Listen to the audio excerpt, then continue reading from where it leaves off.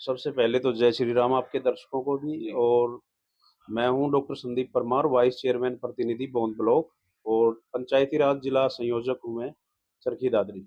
ये आम लोगों की जन भावना थी, जो भी जी, बीजेपी सरकार ने पिछले अपने कार्यकाल में कार्य किए हैं, लोगों को नौकरी दी है, बिना खर्ची और पर्ची के नौकरी लगवाई है, जी, तो उसका भी एक प्रभाव पड़ा है। और जो भी विकास कार्य हुए हैं, हर गांव-गांव, घर-घर जाकर सभी का एक ऐसा इसका रिजल्ट निकल के आया है, जिसकी वजह से हम सब देख सकते हैं कि सरकार पूर्ण बहुमत से आई है और किसी भी चीज़ की मोहताज नहीं है और आगे अपने 5 सालों में ऐसे काम करेगी जो कि जन कल्याण और सामाजिक होंगे और देश को विकास में, प्रगति में सहायक होंगे। दुख नमस्कार, मेरा गांव मेरी पहचान कार्यक्रम के तहत गांव-गांव का दौरा कर रहे हैं।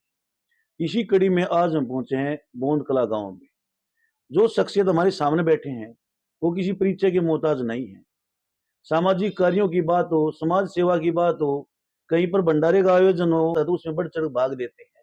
हमेशा लोगों के बीच में रहते हैं, लोगों की सेवा करते रहते हैं।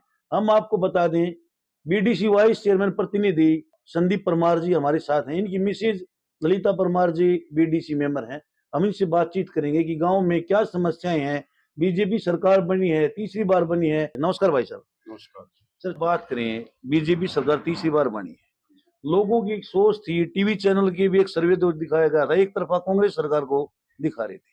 तो क्या मतलब किस तरह क्या है कि हम तो ये कहेंगे जादू हुआ कि बीजेपी सरकार आई, क्या कुछ कहना चाहोगे? इसके बारे में तो यही है जी, आम लोगों की जन भावना थी, जो भी जी, बीजेपी सरकार ने पिछले अपने कार्यकाल में कार्य किए हैं, लोगों को नौकरी दी है, बिना खर्ची और पर्ची के नौकरी लगवाई है, जी, तो उसका भी एक प्रभाव पड़ा है। और जो भी विकास कार्य हुए हैं, हर गांव-गांव, घर-घर जाकर सभी का एक ऐसा इसका रिजल्ट निकल के आया है, जिसकी वजह से हम सब देख सकते हैं कि सरकार पूर्ण बहुमत से आई है और किसी भी चीज़ की मोहताज नहीं है और आगे अपने 5 सालों में ऐसे काम करेगी जो कि जन कल्याण और सामाजिक होंगे और देश को विकास में, प्रगति में सहायक होंगे। डॉक्टर साहब एक बात चल रही थी, जो रिजल्ट आया, हाँ जी। मशीनों को लेकर बात चल रही थी कि कहीं ना कहीं पर मशीनों में गड़बड़ है।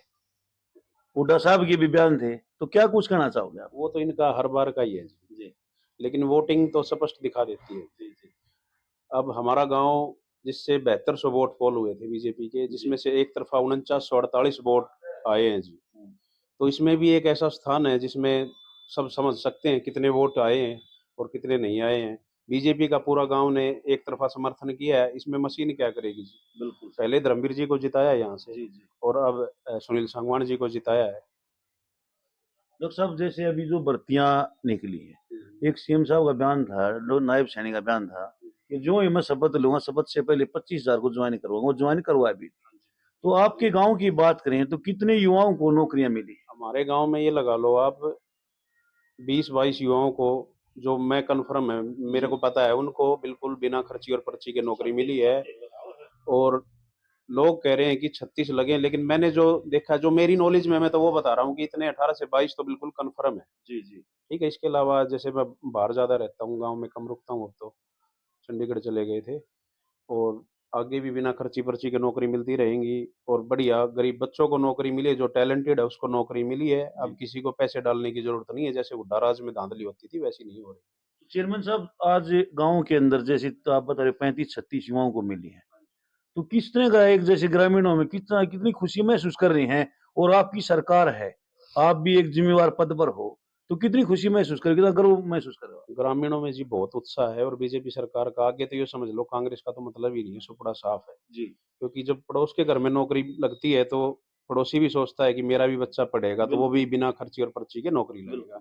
ग्रामीणों में इसको लेके भारी उत्साह है और जो कहते हैं ना, सीएम साहब ने जो कहा है वही किया है। जी, लोग कहते हैं कि कोई किसी के बोरियां नहीं घेरता, कहीं वोट दो। बिल्कुल सर। लेकिन जनता ने अपना जो वोट समर्थन दिया है, उसका सीएम साहब ने कुर्सी पे बैठने से पहले ही 25,000 नौकरी देके दिखाया और बोरियों घेरने का काम किया है ये, परिवारों में नौकरियां देके। मतलब आपका कहने का मतलब ये है कि जैसे एक ग्रामीणों में एक बात होती है लोगों के बीच में कि बीजेपी बने कांग्रेस बने हमारे घर में बोरी नहीं डालते, और सीएम साहब ने तो 24,000 घरों में बोरियां डाल दी, यही कहना चाहते हो ना बिल्कुल आप? जी, बिल्कुल यही बात है, एक देसी कहावत है ये। हाँ जी, हाँ हाँ जी। जी, फिर और सर, वो हाँ उसपे जी, सीएम साहब बिल्कुल खरे उतरे हैं और आगे भी नौकरियां अभी जारी हैं, सारा सिस्टम, नौकरियां लगती रहेंगी, जो भी टैलेंटेड है, जिसमें भी गट्स हैं, वो लगेगा, जो भी मेधावी छात्र है। भाई साहब जैसे बात करें अभी आप बीडीसी वाइस चेयरमैन हो। हाँ जी। तो कितने गाँव आपके अंतर्गत आते हमारे अंतर्गत आते हैं जी 24 गाँव। हैं? 24 गाँव। हाँ जी। 24 गाँव की बात करें, 24 गाँव में लगभग आपने कितने मतलब जो युवाओं को नौकरी मिली होंगी? क्या आंकड़ा है आपके पास?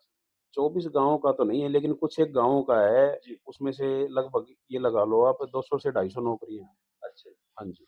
वो 200 24 के 250 24 के 24 का तो मेरे पास नहीं है, 200 250 नौकरियाँ लगी हैं। मतलब इतने लगे हाँ हैं। जी, हाँ जी। तो भाई साहब जैसे बात करें अभी आपने बताया बिन पर्ची, बिन खर्चिया नौकरियाँ दी बिल्कुल, गई हैं। तो हरियाणा पुलिस का भी रिज़ल्ट आया है। हाँ जी, हाँ जी। हरियाणा पुलिस में भी युवाओं को नौकरियाँ मिली हैं। बिल्कुल, ये बिल्कुल आंकड़ा आपके क्षेत्र में 24 गाँव में और बढ़े, बढ़ेगा। तो उसके लिए कहीं न कहीं पर एक स्टेडियम की ज़रूरत होती है, युवाओं हाँ को जी, रेस बिल्कुल, मारने की ज़रूरत है। बिल्कुल। तो आपके 24 गाँव की बात करें तो किस तरह की व्यवस्थाएँ देखते हो आप? क्या कुछ कहना चाहोगे? व्यवस्थाएँ हैं जी, जैसे हमने पंचायत के थ्रू भी काम हो रहे हैं जी। और जैसे सांसद जी हैं, वो भी आते हैं, तो उनसे भी यही कही जाती है कि एक तो खेल स्टेडियम लगभग 2-3 गाँवों के अंदर, एक गाँव में तो कम से कम हो जो बड़ा बिल्कुल, गाँव है, बिल्कुल। ताकि बच्चे वहाँ पे सुचारू रूप से प्रैक्टिस कर सकें। जी। जो बच्चा पढ़ता है, वो पढ़ाई के माध्यम से, जो खेलता है, वो खेल के माध्यम से अपने क्षेत्र का नाम रोशन कर सके। इसमें भी अहम योगदान है, काफ़ी बातों पे चर्चा चल रही है, जैसे कॉलेज का पुनर्निर्माण हो रहा है गोंद जी। का, बिल्डिंग नई बन रही है दोबारा और ब्लॉक में भी काम चल रहा है और गाँव में भी बहुत अच्छे काम चल रहे हैं। जो गाँव की पानी की समस्या थी, उसके लिए एक स्पेशल लाइन आएगी, उसके लिए भी पाइप-वाइप सब आ चुके हैं।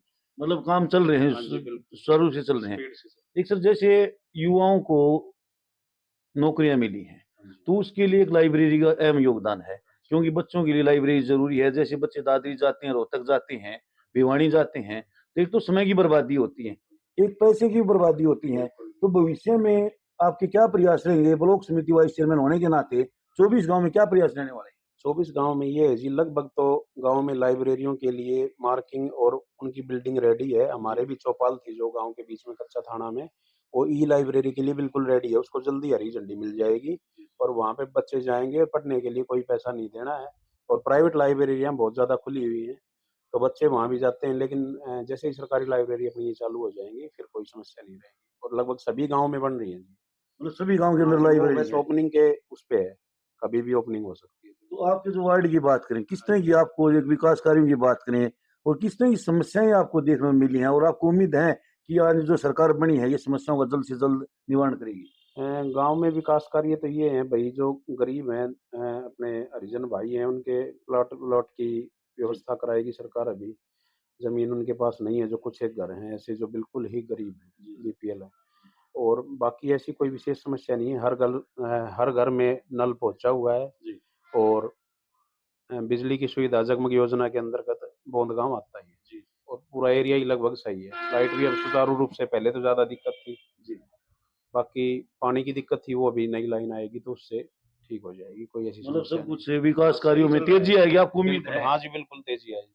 एक सर जैसे हमारे चैनल के माध्यम से आप जो युवाओं को, खासकर आजकल जैसे दिन प्रतिदिन नशे की प्रवृत्ति बढ़ती जा रही है और दिवाली के उपलक्ष्य में आप अपने क्षेत्रवासियों को, वार्ड वासियों को क्या संदेश देना चाहोगे? मैं तो यही कहना चाहूँगा कि ये जो पंजाब से लगा लो या किसी तरह भी से भी लगा लो, ये सूखा नशा, जो ड्रग्स वग़ैरह या इंजेक्शन है, जी, मेडिसिन है, जी। इनका नशा करते हैं, इनके प्रति थोड़ा-सा अभिभावकों को भी, माँ-बाप को भी सचेत होना पड़ेगा कि बच्चा कहाँ जा रहा है, लेट नाइट कहाँ घूम रहा है, क्या नशा कर रहा है, क्या नहीं कर रहा है। तो थोड़ा-सा देखना पड़ेगा और इस नशे पे अंकुश लगाने की ज़रूरत है। सभी युवाओं को एक संकल्प लेना चाहिए कि हम इस नशे से बचकर रहें ताकि हमारी नस्ल खराब ना हो।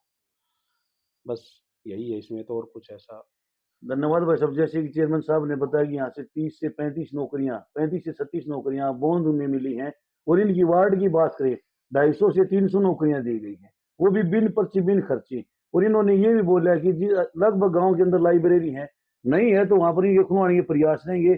स्टेडियम के बारे में इन्होंने बोला है कि बच्चों के लिए स्टेडियम उपलब्ध है, उनको सुविधा मुहैया करवाई जाए, यही बोला है ना सर? हाँ जी, हाँ जी, स्टेडियम बनना भी है बौंद में, ग्राउंड-व्राउंड सब रेडी हैं और जल्द ही स्टेडियम के लिए भी हम टर्फ की डिमांड करी है, वो भी सरकार से उम्मीद करते हैं कि जल्दी कराएँ।